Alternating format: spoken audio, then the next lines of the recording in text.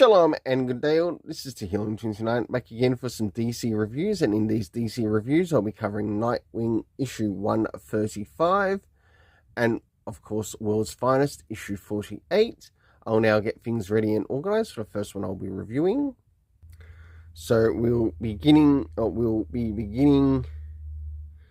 with Nightwing issue 135. So first things first, does this cover in any way, shape or form connect to something that is happening inside of the story? In essence, not so much, to which I give it a 6.5 out of 10. Next is the area of the internal art, as we have a look around the beginning, the middle, and of course the end, and also what is happening story-wise with the characters. So as the story begins, we catch up with the events that took place at Titan Tower in Bloodhaven. And of course, we do get to catch up with the character of Nightwing Prime, who managed to get out in time. As to now, he has a bit of a job to do. We finally catch up with Dick Grayson Nightwing, who is going out of his way to try to save the children who have been taken from this particular entity within the DC universe. And last but not least, towards the end, for the internal art, I give it a 7 out of 10. Next is the area of the story. Considering how far we are issue-wise, were there any comic book references included? Surprisingly, not. Next is the area of time. Again, not seen in the story, though it should have been used in the story.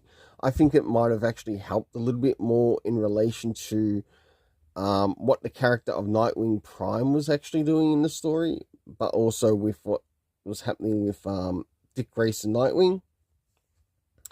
Next is the locations in the story.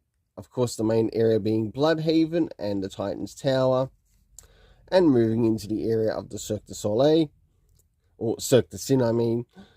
Next is the cast of characters consisting of Nightwing Prime, Dick Grayson Nightwing. We had the appearance of Wonder Woman as well as Superman make an appearance. Martian Manhunter. We had Barbara Gordon Batgirl, and last but not least, the character of Blair towards the end, to which I give this a rating of a 6.5 out of 10. Now it's time to move into World's Finest, issue 48. So, as we move into issue 48 of World's Finest, does this cover in any way, shape or form connect to something that is happening inside with the story? It certainly does, to which I give it a 7 out of 10. Next is the area of the internal art, as we have a look around the beginning, the middle, of course, the end. What's happening with the characters as well within the story.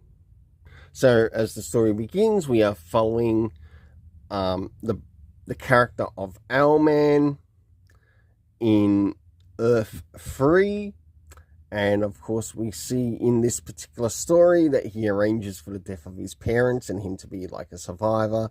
But there's also a bit of a bargain that has taken place after the event. So I'm wondering if that is going to play in effect somewhere in this story arc.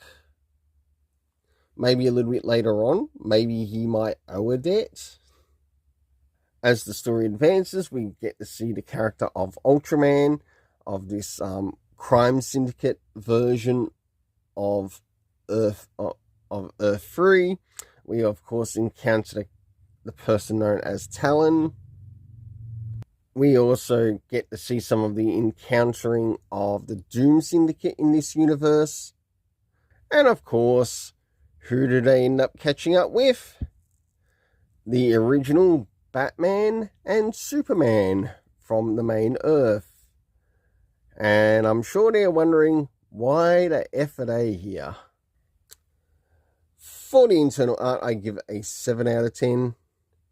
Next is the area of the story rating. So first things first, do we get anything comic book reference-wise? No, we don't.